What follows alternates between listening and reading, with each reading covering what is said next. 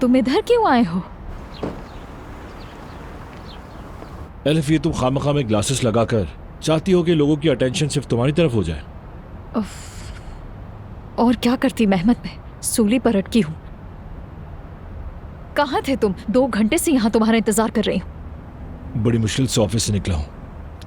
Building गया था, वहां से सिक्योरिटी कैमरों का पासवर्ड लिया वीडियोस देखने के लिए।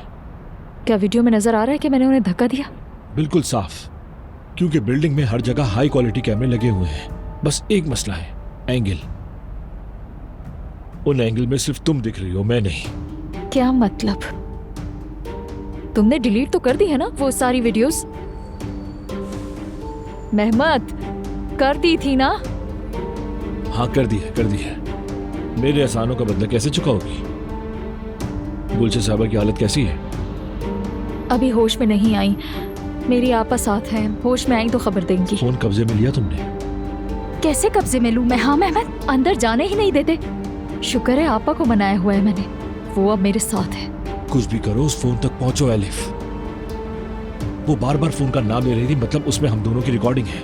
अगर सबूत सामने आ गया तो हम दोनों मारे जाएंगे। और याद रखो एलिफ, तुम अपने बच्चे को दोबारा नहीं देख पाओगे।